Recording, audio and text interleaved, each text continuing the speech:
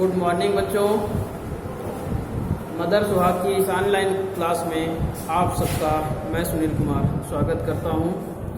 बच्चों, zoom app पे आप लोगों को संधियां पढ़ाई जा रही थी, किंतु संधियां या ग्रामर पोर्शन आपका लिखा हुआ है। हमें कोर्स भी पूरा करना है, इसलिए उसे छोड़ करके हम कुछ पाठों को पढ़ लेते हैं। ग्रामर पोर्शन पुनः बीच में फिर हम समझा देंगे, वीडियो बनाकर डाल देंगे।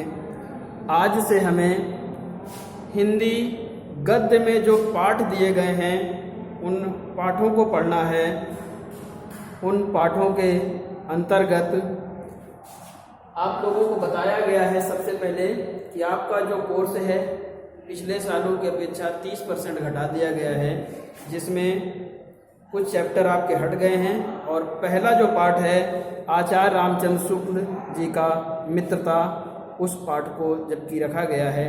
आज हम इस मित्रता पाठ के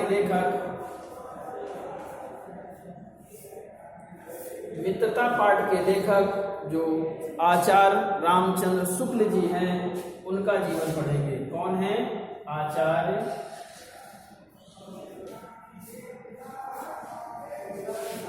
रामचंद्र शुक्ल।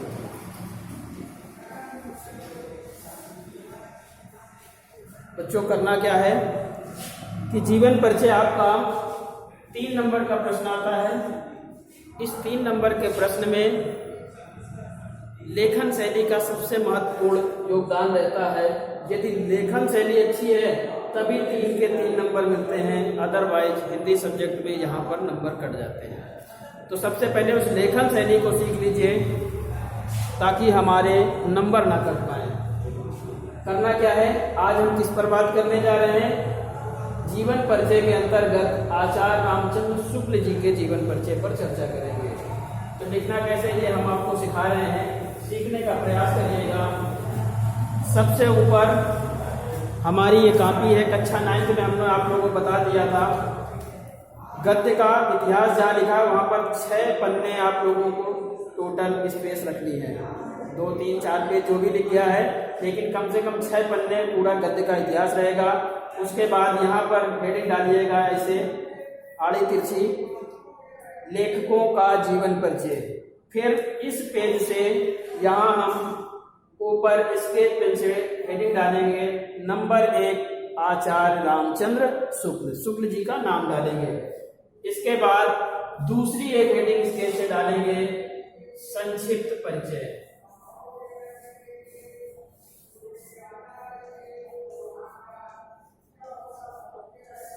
संक्षिप्त परिचय में आप लोगों को हमने बताया था कि कम से कम 5 से 6 पॉइंट होते हैं। यदि हमें ये 5 से 6 पॉइंट लर्न होते हैं तो हम पूरा जीवन परिचय बना करके अपने पढ़े हुए कंटेंट के आधार पर आसानी से बना लेते हैं। तो ये संक्षिप्त परिचय में जो पॉइंट होते हैं उन्हें देखिए। मान लीजिए हमने नंबर 1 डाला। सबसे पहले आता है नाम। हमें नाम लिखना होता है जिसका हम जीवन परिचय लिखने जा रहे हैं। जैसे हम किसका लिखने जा रहे हैं? आचार्य रामचंद्र शुक्ल।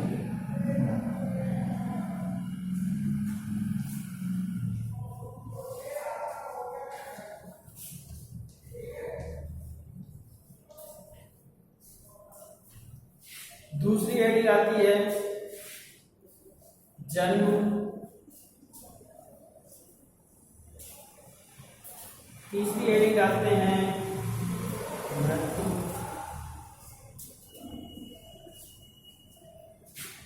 चौथी हेडिंग आती है जन्म स्थान।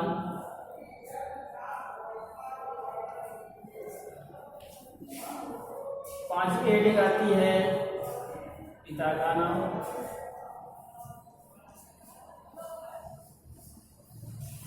पिता का नाम।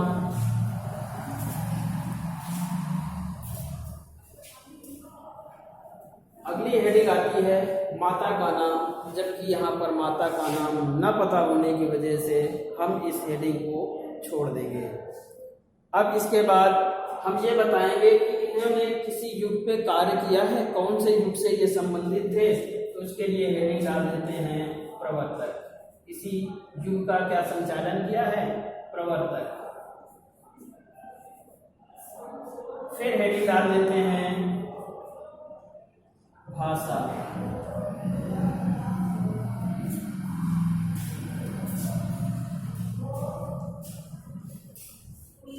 और अंतिम हेडिंग डालते हैं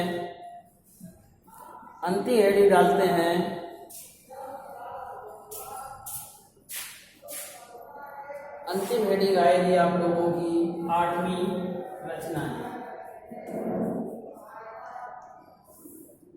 तो बच्चों, आप लोगों को ये संक्षिप्त परिचय बहुत अच्छी प्रकार से लिखना है। हमने जैसे बताया, यहाँ संक्षिप्त परिचय में जो ये पॉइंट्स होंगे ये ब्लैक पेन से लिखे गए होंगे, स्केच पेन नहीं, ब्लैक अन्य जो पतले पेन होते हैं उनसे लिखेंगे। उसके बाद यहाँ का जो पैटर्न होगा, जितना भी जो कुछ लिखना, ये पूरा का पूरा नीले पेन से होगा। ठीक है? जैसे अब आगे भी से पूरा भर भी देते हैं। जन्म कब हुआ? सन 1884 ईस्वी। यहाँ पर जन्म हो या मृत्यु हो, उसके पहले सन और ईस्वी अवश्य लगाएं। मृत्यु सन 1941 ईस्वी। जन्म स्थान की बात की जाए तो इनका जो जन्म स्थान है, बस्ती जिले में एक गांव पड़ता है अगुना। कौन से जिले में बेटा? बस्ती जिले में। हमारे उत्तर प्रदेश में ही बस्ती एक जिला है, और इस बस्ती जिले के अंतर्गत अगुना नामक ग्राम में इनका जन्म हुआ था। माता का नाम पता नहीं। पिता के नाम की बात की जाए तो इनके पिता का नाम था श्री चंद्रबली शुक्ल।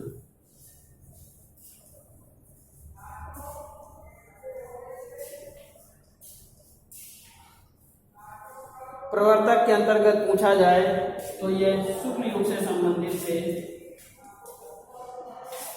और इन्होंने शुक्ल युग का प्रवर्तन किया है। किस युग से संबंधित है बेटा? शुक्ल युग।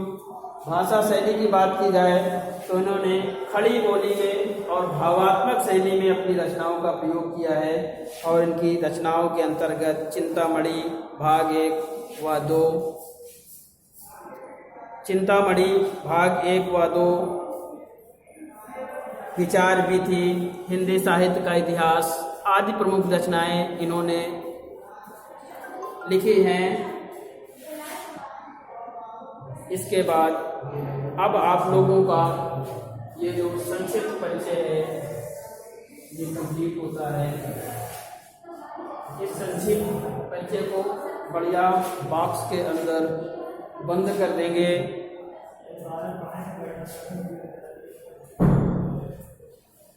इसके बाद आप लोगों को ये पूरा होने के बाद ये समझ लें, ये स्केच पेन से ये ब्लैक पेन पतला चलना चाहिए, ये नीले पेन से।